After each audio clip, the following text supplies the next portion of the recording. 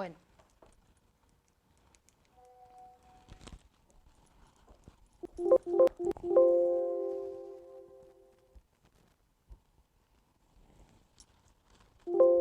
bien, buenas tardes a todos. Vamos a comenzar la clase y, bien, en primer lugar, como ya sabéis, ¿vale? Hoy nos toca la segunda sesión del mes de enero. Ya sabéis que no os he hecho llegar la planificación didáctica de estudio de este mes, pues porque estaba esperando a hacer algunos cambios que consensué con vosotros y vosotras, y ya los he realizado. Entonces, bueno, pues ahora os la voy a contar brevemente. Os he dicho ya antes que todavía los contenidos se subirán a lo largo. Estamos también cambiando los equipos y haciendo algunas modificaciones pues para mejorar todo el sistema y bueno, y entonces, bueno, pues por eso hoy recibiréis el contenido probablemente mañana, ¿vale? De la plataforma. Pero de todas maneras yo a todas las personas se lo he avanzado por correo electrónico. Entonces, voy a comenzar explicándoos, bueno, como veis aquí, lo que vamos a trabajar hoy es, pues como os dije, ¿no? Vamos a trabajar el tema 13, os he entregado, perdón, el tema 13, que es el tema que nos toca para la semana que viene. Hoy vamos a ver la explicación en relación al régimen español de la Seguridad Social. Haremos dos cuestionarios, el del tema en concreto que explicaremos y un cuestionario de simulacro. Y os voy a explicar brevemente la planificación de cómo vamos a hacerlo, cuanto menos vamos a probar durante un par de meses, ¿vale? Pues porque de momento voy a cambiar la forma de enfocar la clase y a medida que ya hayamos avanzado con los contenidos, que ya tengamos más temas, pues entonces ya comenzaré con simulacros reales, es decir, con exámenes reales que sacaré de otros años de la propia Junta, de convocatorias que se hayan hecho y que yo ya tengo, ¿no? De otros que hemos realizado. Entonces, os cuento, respecto a esto ya lo sabemos, esto no hace falta que nos entretengamos, simplemente pues comentaros que, bueno, pues que lo que vamos a hacer, lo que hicimos la semana pasada pues fue ver el tema 11 y la única novedad respecto al mes pasado es simplemente la introducción de un cuestionario que vamos a hacer, además del que ya hacíamos, pues sobre temas anteriores, es decir, temas que ya hemos visto, pues los vamos a ir repasando, ¿vale? Hoy toca, pues como vemos aquí, exponer el tema 12 y entregar el material del tema 13 y hacer los cuestionarios. La semana que viene veremos el tema 14, o sea, veremos el tema 14 que os he entregado, la siguiente semana veremos el tema 14 y os entregaré la semana del 26, expondremos el tema 14 de la semana anterior y os daré el nuevo tema, que es el tema 15, y trabajaremos, bueno, pues lo mismo, cuestionarios del tema que vayamos trabajando, que llevemos semanalmente, más de los que ya más cuestionarios de repaso de los temas que ya hayamos visto, ¿vale?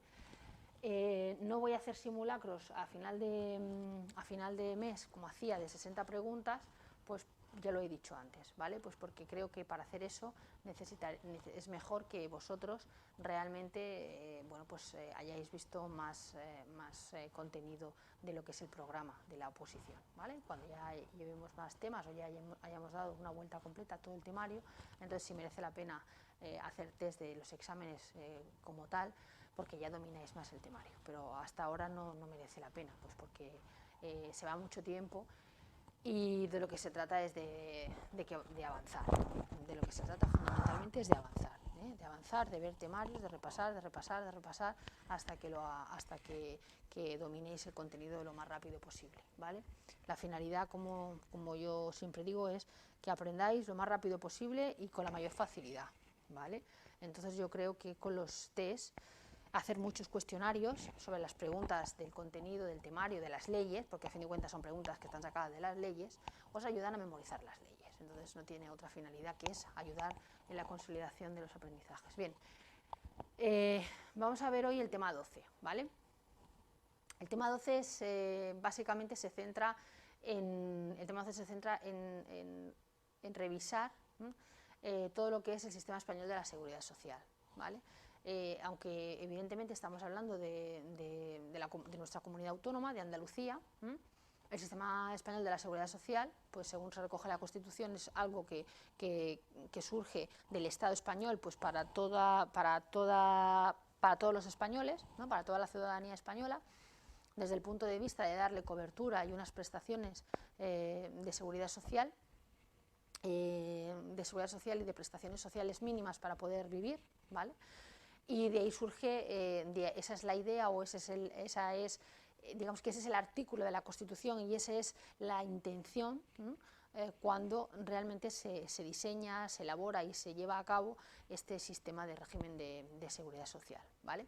Entonces, vamos a ver exactamente todas sus características. Todo el tema en concreto de lo que trata es de ver, pues, en qué consiste el sistema, en qué consiste el régimen general, en qué consiste cómo se llevan a cabo las afiliaciones en cuanto a las altas, las bajas, las formas de practicarse, los plazos, las cotizaciones, los tipos de cotizaciones, las bases de cotización, las recaudaciones, los regímenes de previsión social, etcétera, ¿vale? Bueno, vamos a comenzar. Bien, el artículo 41 de la Constitución, conforme lo que viene a decir, el artículo 41 es precisamente lo que os estaba diciendo, y es que los poderes públicos mantienen un régimen público de seguridad social para todos los ciudadanos que garantice la asistencia y prestaciones sociales suficientes ante situaciones de necesidad, especialmente en casos de desempleo. O sea, esa es la razón por la cual surge la idea de hablar de la seguridad social. Es decir, la finalidad de la seguridad social es esa, es que todas las personas y todos los ciudadanos españoles, ante situaciones de desempleo, pues tengan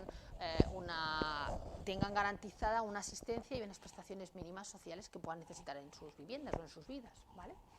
El texto refundido de la Ley General de la Seguridad Social, aprobado por Real Decreto Legislativo 8/2015 del 30 de octubre, en adelante, bueno, se le llama TRL-GSS, que se llama así, ¿no? Es la Ley General de la Seguridad Social. En su artículo 2.1 se basa en los principios de universalidad, unidad, solidaridad e igualdad, ¿vale? Que es lo que estamos hablando. Es decir, de que sea universal, que sea unitaria, solidaria e igual, pues, para todos los españoles. Una de sus características, en lo relativo a su estructura, es su división interna entre régimen general y regímenes especiales. Eso es lo que vamos a ver, ¿vale? Vamos a verlo más en detenimiento. No vamos a verlos todos los que existen porque son muchos, ¿vale?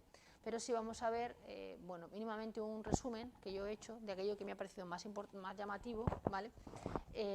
Por una parte lo que se considera régimen general y por otra parte todo aquello que se consideran regímenes especiales, ¿vale?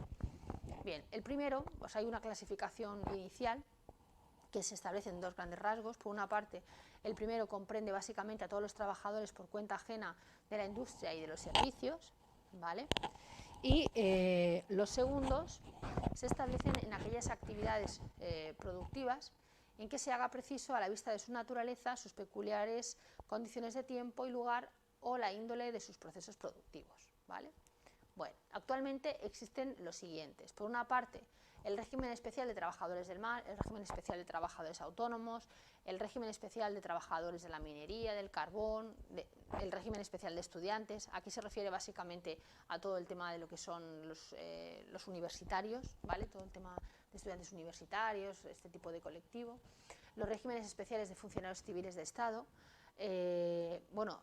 También se refiere a los universitarios, pero también, por ejemplo, a cuando un becario, cosas así, ¿vale? Personas que están haciendo prácticas, los contratos de prácticas, de estudiantes y demás. Bueno, los regímenes especiales de funcionarios civiles del Estado, también nos encontramos con los de funcionarios militares y los de la Administración de Justicia, ¿vale? Todo esto son diferentes regímenes que se consideran al margen, regímenes especiales al margen de lo que es el régimen general de la seguridad social, ¿vale?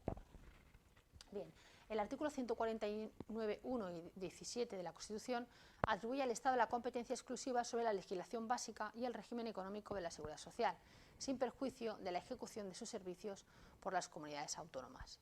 El artículo 16 de la Ley 6/1985 del 28 de noviembre de ordenación de la función pública de la Junta de Andalucía distingue, en cuanto al estado jurídico del personal a su servicio, entre los sometidos al derecho laboral, ¿vale? Y a los sujetos al derecho administrativo, ¿vale? Es decir, por una parte tenemos el derecho laboral y por otra parte lo que se considera el derecho administrativo. Como veis aquí, realmente en esta ley, en la ley 6 barra de 19, bueno, esto es una ley importante que tenéis que estudiaros, ¿vale? Que ya viene en la guía de estudio, pero esta, de alguna manera, es decir, este precepto de la ley que hace referencia a la ordenación de la función pública de la Junta de Andalucía, distinguiendo el estado jurídico del personal en sus dos áreas, ¿vale? De alguna manera lo que viene es a ratificar el artículo anterior de la Constitución. De hecho, por eso lo he puesto así, ¿vale?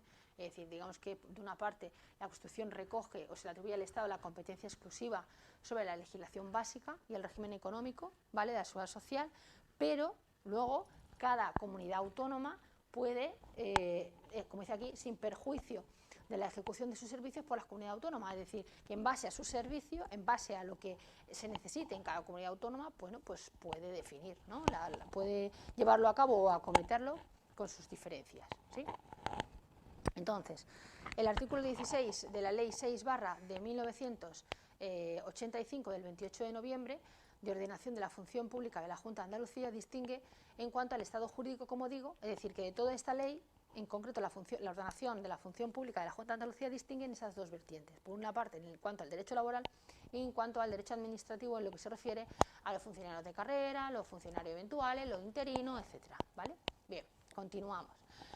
Eso es así y entonces podemos decir que existen dos consideraciones, ¿vale? Por una parte, el personal laboral, por tener la condición típica de trabajadores por cuenta ajena, prevista en el artículo 136.1, que está obligatoriamente comprendido en el régimen general, es decir, aquí lo que vemos es que el personal laboral está incluido dentro del régimen general, y por otra parte vemos que el personal funcionario tiene dos condiciones, ¿vale?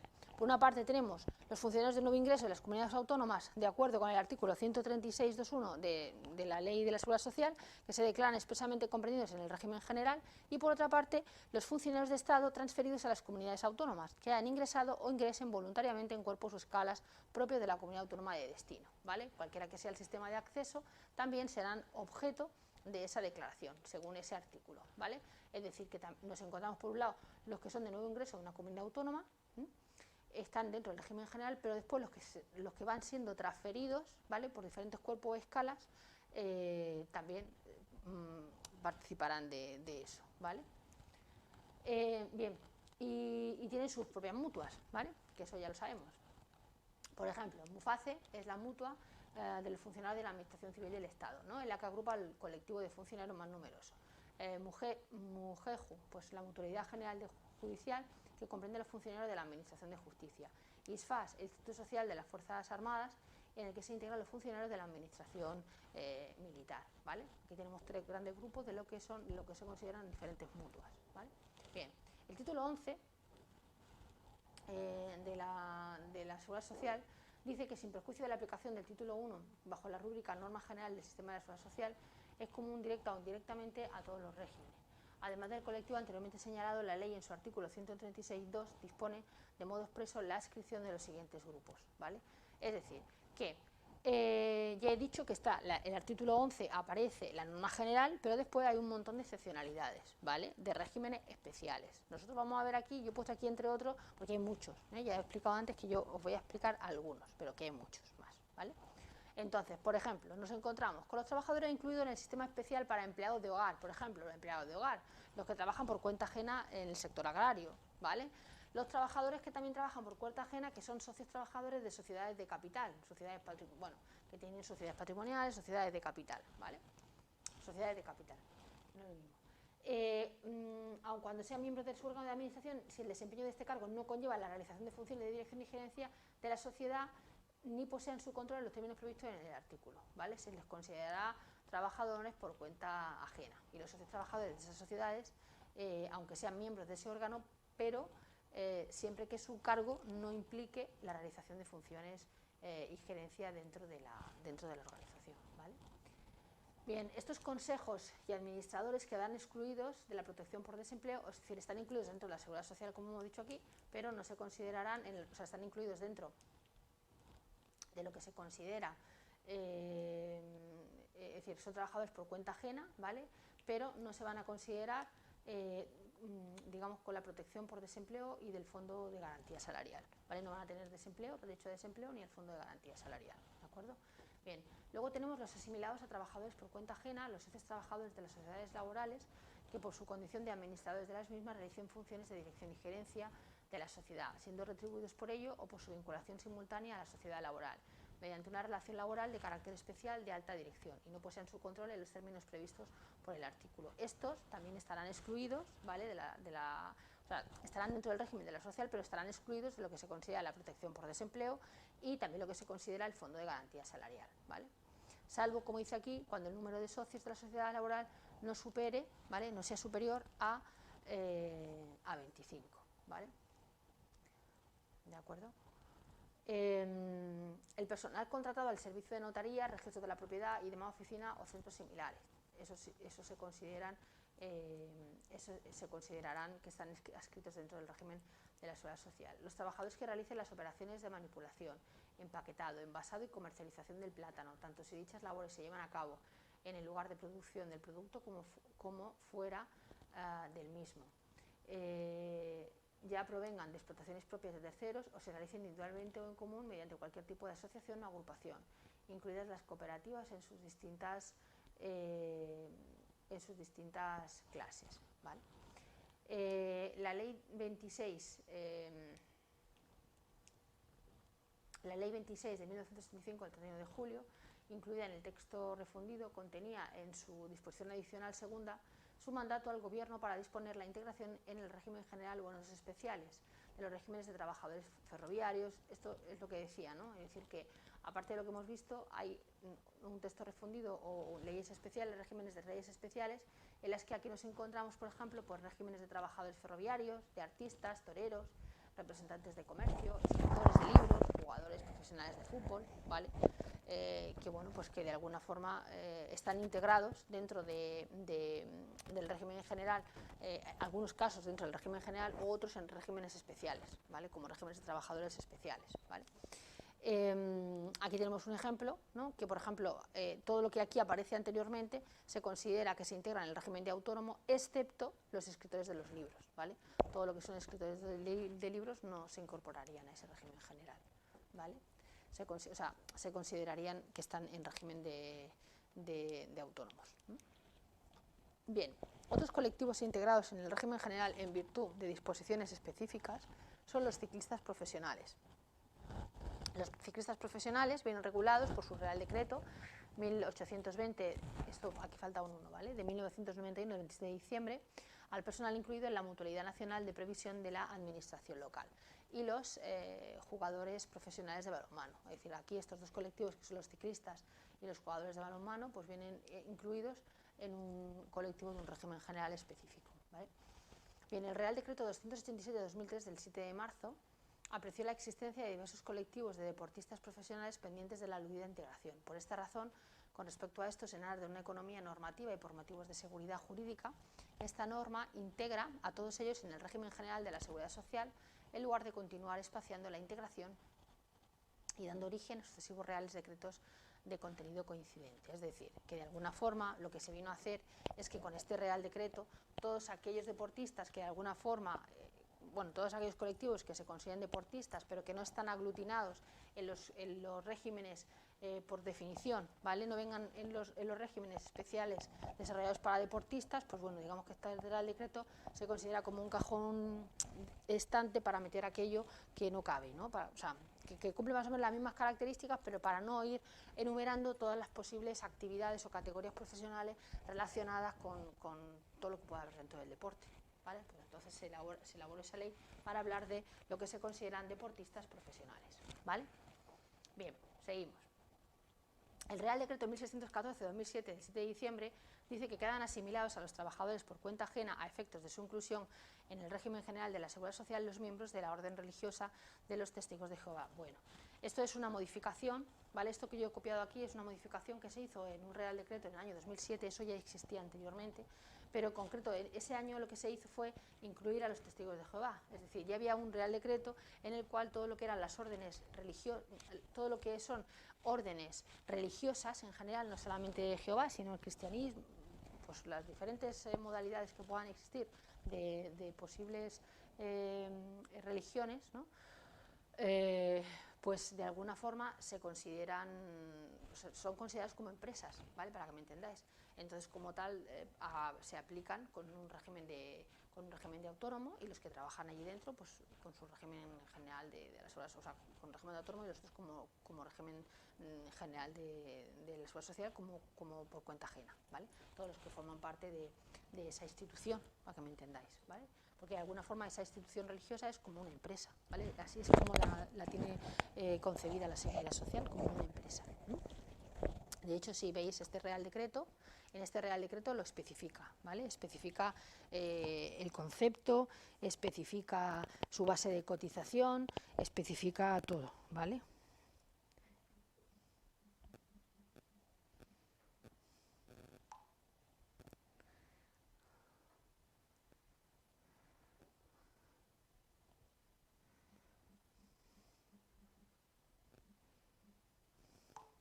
Bien, bueno, estoy preguntando a ver si todo está bien, si me escucháis todo bien por ahí. Bueno, continuamos. Seguimos.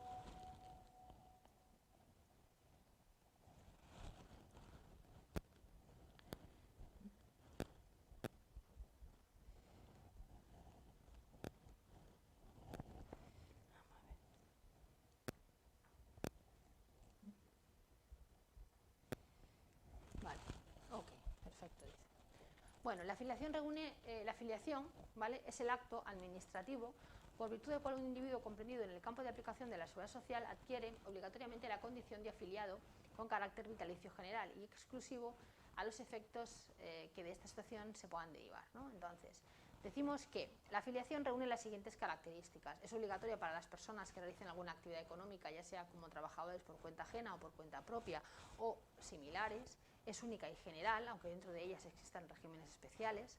Se extiende a toda la vida de las personas. Es exclusiva, personal e intransferible, y la Tesorería de la Seguridad Social asignará un número de seguridad social a cada ciudadano para la identificación del mismo en sus relaciones con la misma. Pues eso, es decir, ya sabemos todos que todos los ciudadanos españoles tenemos un número de identificación de la Seguridad Social que nos acompaña desde el momento del nacimiento, ¿no?, desde que se nos asigna, y siempre es el mismo, ¿vale? ¿De acuerdo? Y lo que aquí aparece, es decir, que todo esto ya lo sabemos, es decir, que, pues que la seguridad social realmente es única, es general, es personal e intransferible, ¿vale? Es universal, se aplica para todos los españoles por igual, etcétera, ¿vale? Ya lo hemos visto que además eso viene recogido en nuestra Constitución, ¿vale? Es una de las cosas bellas y bonitas que tiene nuestra Constitución, entre muchas otras, ¿vale? Seguimos, la afiliación al sistema de la seguridad social y las altas, bajas y variaciones de datos de los trabajadores vienen contempladas en los artículos 15 a 17, así como el artículo 139 de la Tesorería de la Seguridad Social y el Reglamento General sobre inscripción de empresas y afiliación, altas y variaciones de datos de trabajadores en la Seguridad Social, aprobado por el Real Decreto 84 de 1996 del 26 de enero.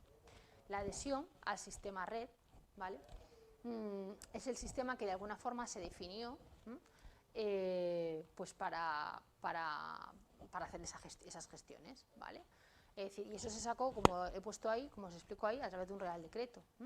Entonces, el sistema red permite a los empresarios y demás sujetos responsables del pago o despacho de profesionales con representación suficiente el acceso directo a la base de datos de la Seguridad Social para consulta de la información que directamente les afecte, con las debidas medidas de confidencialidad y seguridad. Las empresas, agrupaciones de empresas y demás sujetos responsables del cumplimiento de cotizar, ¿no?, que el 1 de enero de 2001 tuvieran más de 20 trabajadores en alta y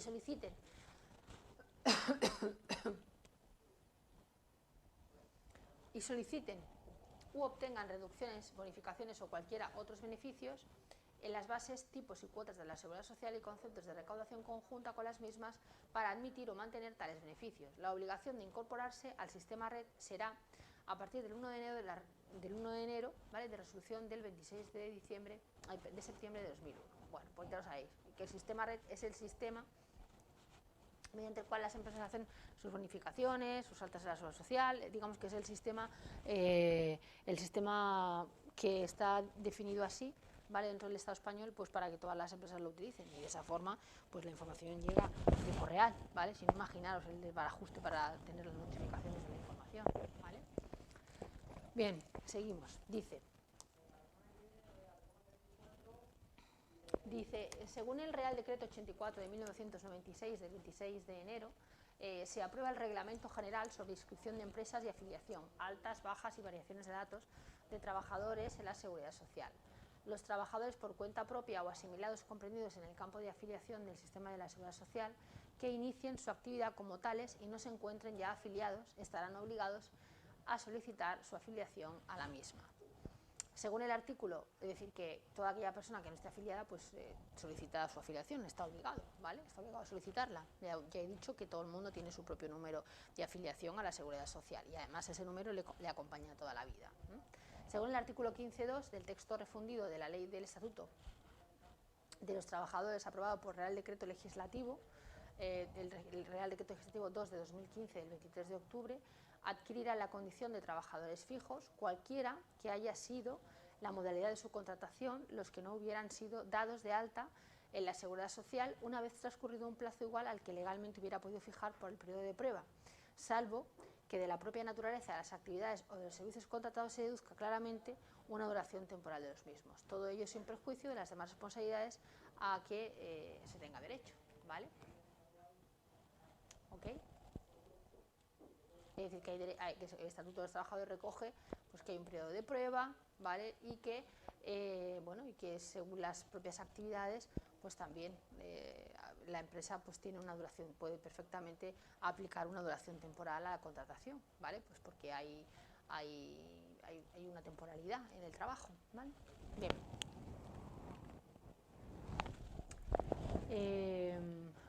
Seguimos. Dice...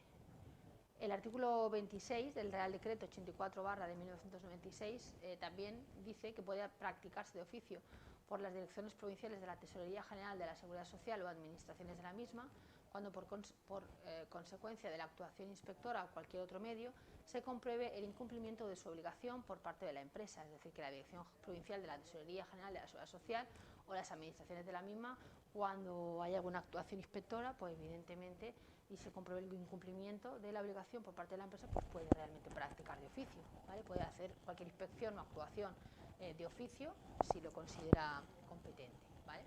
Seguimos, dice, conforme al Real Decreto 84/de 1996, a la Orden 17 de enero de 1994 y a la resolución del 20 de febrero del 98 sobre presentación de las solicitudes de afiliación y altas de los trabajadores, estas deberán formularse con anterioridad a la iniciación de la prestación de servicios del trabajador, ¿vale? Es decir, que la alta se tiene que hacer antes de que el trabajador preste sus servicios, sin que en ningún caso pueda hacerlo antes de los 70 días naturales anteriores al previsto para la iniciación de la misma. Es decir, que el efecto retroactivo, de alguna manera, puede ser antes de los 70 días naturales, ¿vale?, a la fecha prevista, como mucho 70 días antes.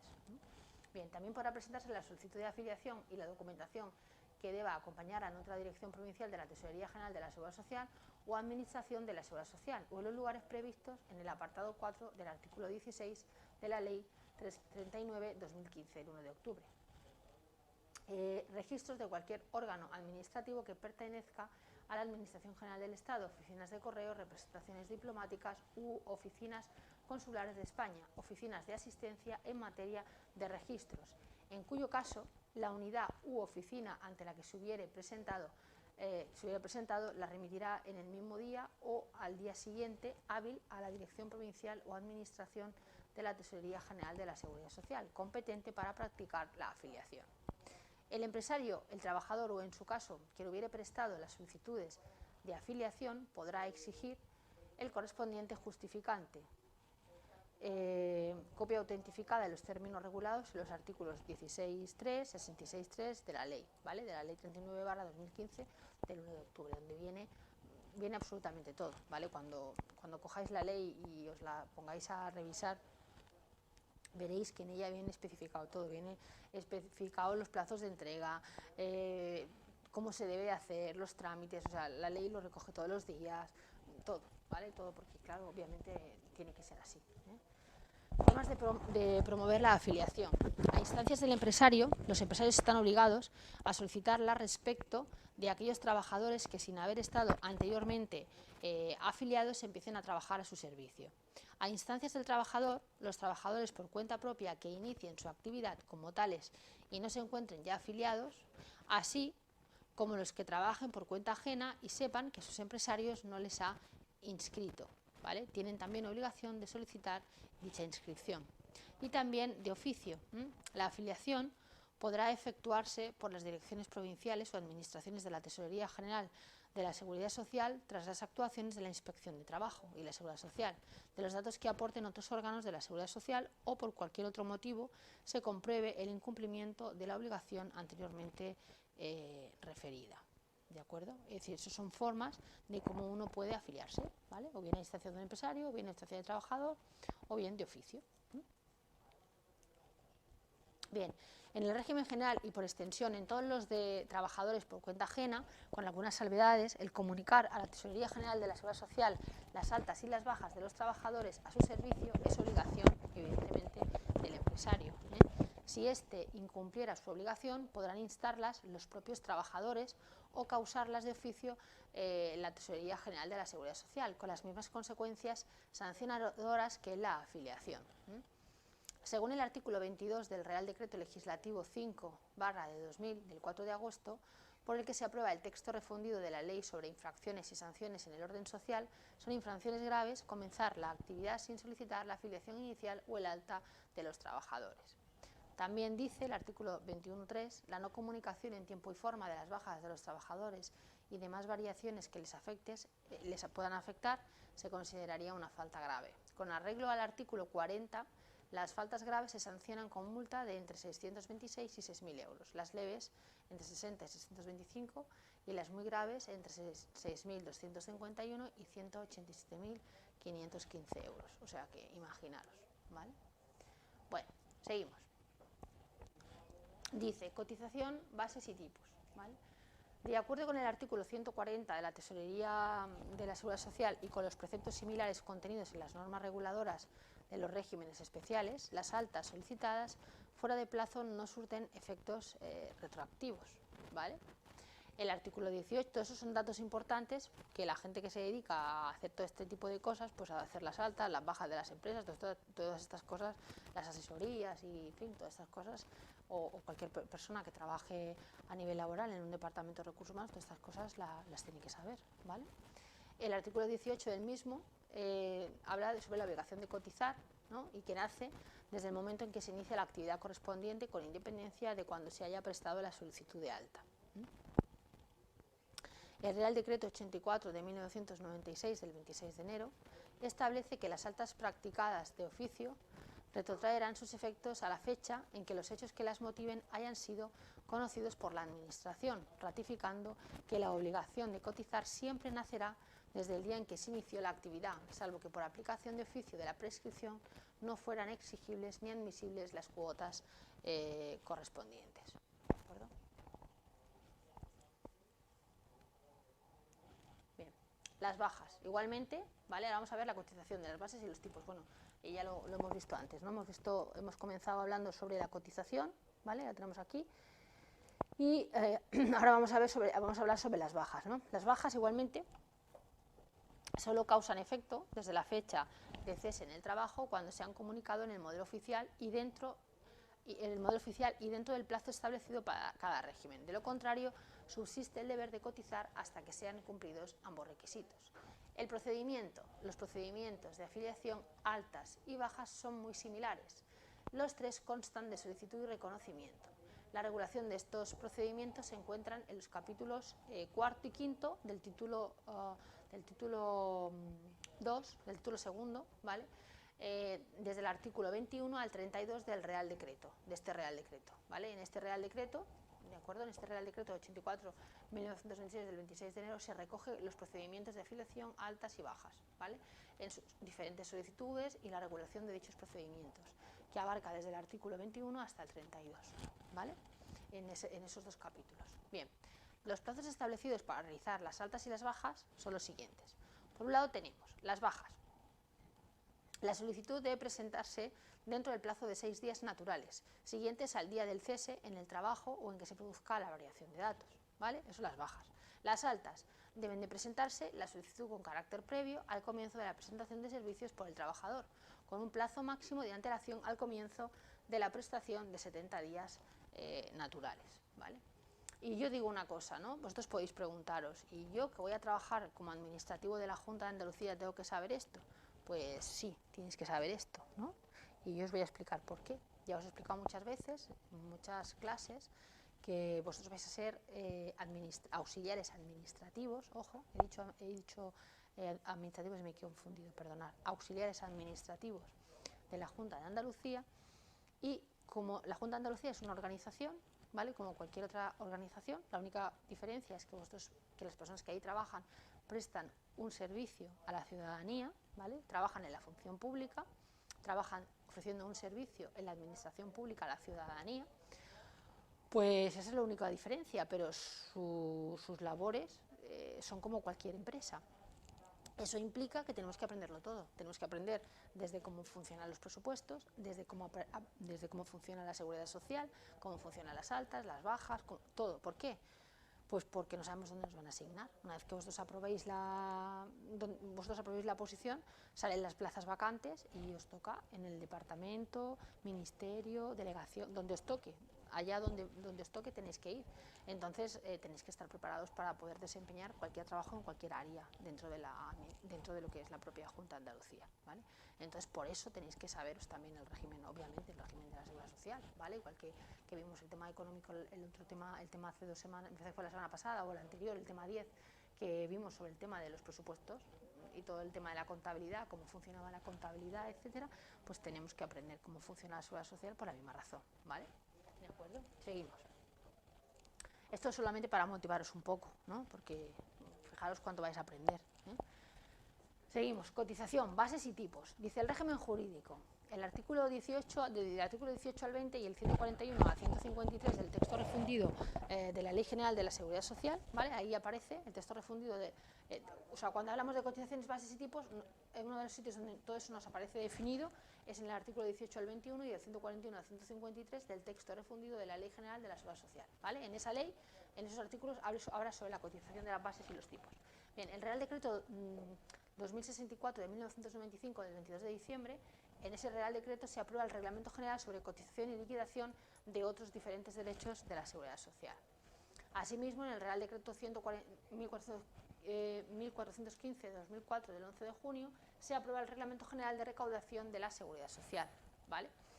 Y aparte de esto en cuanto al tema de lo que es, estamos hablando del régimen jurídico en cuanto a la cotización, bases y tipos y la recaudación, la cuota, ¿vale?, de pago es una obligación impuesta por la ley a ciertos individuos y entidades de contribuir a las cargas económicas de la Seguridad Social, de acuerdo con ciertos criterios también fijados legalmente, ¿vale?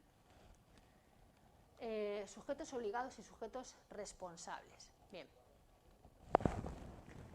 Son responsables igualmente del cumplimiento de la obligación de cotizar y del pago de los demás recursos de la Seguridad Social. ¿Quiénes? Pues aquellas personas físicas o jurídicas o entidades sin personalidad a las que las normas reguladoras de cada régimen y recurso impongan directamente la obligación de su ingreso, ¿vale? Es decir, cualquier persona o recurso, en este caso régimen y recurso se refiere a una persona, ¿no? Régimen y recurso impongan directamente la obligación de su ingreso, ¿eh? Luego, los que resulten responsables solidarios, subsidiarios o sucesores mortis, causa de aquellos, pues hayan fallecido, cosas así, por concurrir hechos, omisiones, negocios o actos jurídicos que determinen esas responsabilidades, en aplicación de cualquier norma con rango de ley que se refiera o no excluya expresamente a las obligaciones de seguridad social o de pactos o convenios no contrarios a las leyes. Dicha responsabilidad solidaria, subsidiaria o mortis causa se declarará y exigirá mediante el procedimiento recaudatorio establecido en esta ley y su normativa de desarrollo, ¿de acuerdo? Los empresarios y los trabajadores conjuntamente, los empresarios exclusivamente de la prima por accidentes de trabajo y enfermedades profesionales, los mismos sujetos protegidos como son los trabajadores por cuenta propia o, por ejemplo, los estudiantes, ¿vale?, que según también qué prácticas realicen también están protegidos en el tema de prácticas, ¿vale? Bien, seguimos. Nacimiento y duración de la obligación de cotizar. La obligación de cotizar nace con el inicio de la prestación de trabajo. Se mantiene mientras ésta subsista y se extingue cuando se cesa en el trabajo, ¿vale? Así subsiste la obligación de cotizar. ¿En qué situaciones estamos obligados a cotizar? Bueno, pues en la situación de incapacidad temporal del trabajador, cualquiera que sea su causa, en el caso de maternidad, paternidad, en la de riesgo durante el embarazo y en la de riesgo durante la lactancia natural. El cumplimiento de deberes de carácter público, siempre que no dé lugar a la excedencia en el trabajo. El desempeño de cargos de representación sindical, siempre que tampoco dé lugar a la excedencia en el trabajo. El disfrute de las vacaciones, así como de permisos y licencias de corta duración que no den lugar a excedencia. Por el contrario, se suspende la obligación de cotizar en los siguientes casos. ¿En qué casos? Pues la situación de excedencia en general, en la prestación del servicio militar o prestación social sustitutoria, en las situaciones de huelga o cierre patronal procedentes, las suspensiones de la relación laboral acordadas administrativamente por causas tecnológicas, económicas o de fuerza mayor. Se extingue también la obligación de cotizar con la cesación del trabajo de forma definitiva, aunque existen dos situaciones típicas en que aunque no se trabaje se continúa cotizando. ¿Cuáles son? Pues por un lado, la situación de desempleo involuntario y subsidiado, en la que la obligación de cotizar recae sobre la entidad gestora de esta prestación, que es el Instituto del Servicio Público de Empleo Estatal, que ingresa la totalidad de la cotización, tanto la cuota patronal como la cuota obrera, ¿vale? Y hay otra circunstancia, que es la situación de convenio especial suscrito con la Dirección Provincial de la Tesorería de la Seguridad Social por el trabajador que ha cesado en el trabajo por cuenta ajena, con determinados requisitos, y en la cual el propio trabajador se hace cargo de la totalidad de la cotización. ¿De acuerdo? Seguimos. Dice, el Real Decreto Legislativo 8/2015 del 30 de octubre dispone en su artículo 165 que el periodo por maternidad o paternidad que subsista a la fecha de extinción del contrato de trabajo o que se inicie durante la percepción de la prestación por desempleo será considerado como periodo de cotización efectiva a efectos de las correspondientes prestaciones de la Seguridad Social por jubilación, incapacidad, jubilación, incapacidad permanente, muerte y supervivencia, maternidad y paternidad y cuidado de menores afectados por cáncer o enfermedad grave. ¿Vale? Bien, el artículo 247 también de la Ley de la Seguridad Social habla de que para acreditar los periodos de cotización necesarios para causar derecho a las prestaciones de jubilación, incapacidad permanente, muerte y supervivencia, incapacidad temporal, maternidad y paternidad, se tendrán en cuenta los distintos periodos durante los cuales el trabajador haya permanecido en alta con un contrato a tiempo parcial, cualquiera que sea la duración de la jornada realizada en cada uno de ellos, aplicándose los requisitos establecidos en la misma. ¿De acuerdo? Bien.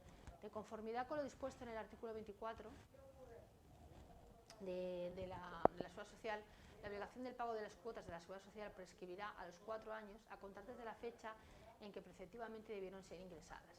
Las cuotas a ingresar se determinarán aplicando el tipo o porcentaje que cada año se establece para cada contingencia protegida a la base de cotización correspondiente a cada trabajador. Este Real Decreto, el Real Decreto 2064 de 1995 del 22 de diciembre, dice que la base de cotización para todas las contingencias y situaciones amparadas por la acción protectora del régimen de la Seguridad Social, así como por los conceptos de recaudación conjunta con las cuotas del régimen general, estará constituida por la remuneración total, cualquiera que sea su forma o denominación, o que con carácter mensual tenga derecho a percibir el trabajador o la que efectivamente perciba de ser esta superior por razón del trabajo que realice por cuenta ajena. ¿Okay? Anualmente, la Ley de Presupuestos Generales del Estado establece los importes máximos y mínimos de las bases de cotización. Las bases de cotización que en estos momentos se están utilizando, que están en esta orden, ¿vale? Del 31 de enero de 2019, son las que aparecen aquí. Bueno, no se ven muy bien aquí, pero vosotros en los apuntes las tenéis muy bien, ¿vale? Se ven muy bien, ¿de acuerdo? Que son los ingenieros y los licenciados, y ahí aparecen las bases mínimas y máximas en cuanto a sus salarios. ¿Okay? Con el grado dispuesto en el artículo 145.1 de la Ley de la Seguridad Social y el artículo 10 del Real Decreto del 22 de diciembre Su establecimiento y distribución para determinar las aportaciones del empresario y del trabajador se efectuarán en la correspondiente Ley de Presupuestos Generales del Estado. Todo esto ya lo sabemos, ¿vale? Que todos esos presupuestos salen en la Ley de Presupuestos Generales del Estado, siendo desarrollados para las contingencias comunes en el orden de cotización, ¿de acuerdo? Respecto a las contingencias de accidentes de trabajo y enfermedades profesionales, el artículo 146 del mismo y el artículo 11 del citado Real Decreto determinarán que la cotización se hará sujeta a primas, las cuales tendrán a todos los efectos el carácter de cuotas de régimen general y que podrán ser diferentes para las diversas actividades, industrias o tareas. La tarifa de dichas primas se encuentra fijada en la actualidad por la disposición adicional cuarta de la Ley 42/2006 del 28 de diciembre de Presupuestos Generales del Estado para 2007. ¿Vale? Bien, la tarifa aprobada por la disposición adicional cuarta de la Ley 42/2006 viene organizada en dos cuadros. El primero identifica el tipo asignado en razón de la actividad económica principal desarrollada por la empresa, por el trabajador, por cuenta ajena o autónomo, conforme a la Clasificación Nacional de Actividades Económicas, que es lo que se conoce como CENAE, que está aprobada por el Real Decreto 475/2007 del 13 de abril. ¿Vale? Bien, la recaudación. El artículo 1 del Reglamento General de Recaudación de la Seguridad Social, en adelante el RGR, aprobado por el Real Decreto 141/5/2004 del 11 de junio, define la recaudación al referirse al concepto de la gestión recaudatoria diciendo lo siguiente, que la gestión recaudatoria en el ámbito de la Seguridad Social consiste en el ejercicio de la actividad administrativa conducente a la realización de los créditos y derechos de la Seguridad Social, cuyo objeto esté constituido por los siguientes recursos. ¿Cuáles son? Bueno, pues la cuota de la Seguridad Social, aportaciones que deben efectuarse a favor de la Seguridad Social en virtud de norma o concierto que tenga por objeto la dispensación de atenciones o servicios que constituyan prestaciones de la Seguridad Social. ¿De acuerdo? Aportaciones también para el sostenimiento de servicios comunes y sociales de la Seguridad Social, ¿vale? Mutuas colaboradoras, por ejemplo, o empresas que trabajan o que realizan gestiones para la Seguridad Social. Capitales, costes de pensiones o de renta, cierta temporal y otras prestaciones que deban ingresar las mutuas anteriores y las empresas declaradas responsables de su pago por resolución administrativa.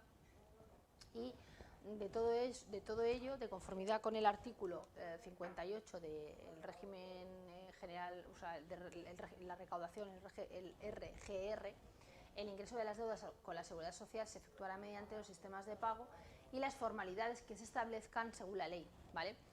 Según la tesorería, el sujeto responsable deberá prestar el documento o documentos de ingreso correspondientes, lo que también podrá efectuarse por medios telemáticos, ¿de acuerdo? Se puede hacer tanto presentándolos impresos como por medios telemáticos, lo podemos hacer por cualquiera de ambas vías, ¿vale? La recaudación. En el caso de cuotas, la presentación en plazo reglamentario de ingreso de los documentos, el TC1 y el TC2, en la forma y lugares que establezca la Tesorería General de la Seguridad Social es obligatoria, aun cuando los sujetos responsables del pago no ingresen las cuotas correspondientes. Según el régimen general, o sea, la recaudación general, el objeto de las deudas a la Seguridad Social deberá realizarse en efectivo, ¿vale? En el artículo 21, mediante alguno de los siguientes medios. ¿Cuáles son? Pues el dinero de curso legal, por un lado, el cheque, la transferencia o domiciliación bancaria, los ingresos realizados por esta vía, ¿vale? Se entenderán efectuados en la fecha en que se haga la entrada financiera, el momento que se transfiera, cualquiera otros que se autorice también por la Tesorería General de la Seguridad Social que estén contemplados o que se autoricen, ¿vale? Bien, ahora vamos a ver los otros tipos de regímenes que pueden existir dentro de lo que es la previsión social de personal, ¿no?, al servicio de la Junta de Andalucía, ¿no? Entonces decimos que la acción protectora de la Seguridad Social se concreta en prestaciones como un conjunto de medidas técnicas o económicas pues para restituir los estados de necesidad derivados de la actualización de ciertas contingencias. Bueno, cuando dice aquí la actualización de ciertas contingencias es lo mismo que yo he dicho antes, es decir, que la Seguridad Social surge dentro de la idea o dentro de la intención de intentar llevar a cabo medidas técnicas, económicas y protectoras, ¿vale?, pues para de alguna forma reparar, ¿vale?, o superar o intentar paliar todos aquellos efectos derivados de los estados de necesidad que pueda necesitar el ciudadano por cualquier contingencia que se pueda producir. Cuando hablamos de contingencia nos referimos a hechos. El sinónimo de una contingencia se refiere a un hecho que puede ocurrir, que puede desencadenar un efecto X. Normalmente hablamos en términos negativos, ¿de acuerdo? Pero no siempre una contingencia es un término negativo. Aquí sí, aquí se refiere a reparar, aquí en esta definición las contingencias se refieren a hechos o eventos en términos negativos, ¿vale? Las normas legales de carácter general sobre la acción protectora del sistema de la Seguridad Social se contienen en el capítulo cuarto del título primero del texto refundido de la Ley General de la Seguridad Social, que abarca desde el artículo 42 al artículo 65. Así pues, prescindiendo del confusionismo legal y relacionado con los artículos 42 de la Ley General de la Seguridad Social, podemos concretar que el ámbito máximo de protección del sistema de la Seguridad Social abarca la protección de las siguientes contingencias. Por una parte, la alteración de la salud, en cuanto a que produce. Ahora vamos a ver en qué casos se puede considerar esa alteración de esas diferentes contingencias, ¿no?, que se contemplan aquí. Una es la alteración de la salud, en cuanto a que puede producir necesidades rehabilitadoras de orden médico y farmacéutico y supone un exceso de gastos a quien lo padece, por ejemplo. La incapacidad laboral en un doble vertiente de temporal y permanente que produce necesidades de orden económico y supone un defecto de ingresos, por ejemplo. La muerte en la doble consideración de causa productora de necesidad, es decir, como fallecimiento que provoca unos gastos por enterramiento y como supervivencia al privar a los familiares del fallecido de las rentas con las que eran sustentados, ¿vale?, que se traduce como un defecto de ingreso. Es decir, estos son casos excepcionales en los cuales uno, bueno, pues puede presentar determinados recursos o determinadas instancias, pues para ver si de alguna forma puede recibir algún tipo de prestación o de apoyo por esos hechos por parte de la seguridad social, ¿vale? La vejez, en cuanto implica una disminución de la capacidad de trabajo, suponiendo como consecuencia un defecto de ingresos. El desempleo, considerado como una contingencia que afecta a quien siendo capaz de trabajar, la pérdida de su empleo le reporta un defecto de ingresos. Y los hijos menores o discapacitados como carga económica que gravita sobre los padres, originándoles un exceso de gastos, por ejemplo, ¿vale? Bien, hasta aquí lo que es el tema del régimen español de la seguridad social, el tema que nos tocaba hoy, ¿vale? El tema 12. Bueno, cualquier duda, pregunta, voy a ver si tenéis alguna duda, pregunta, algo que queráis comentarme, pues me decís, ¿eh?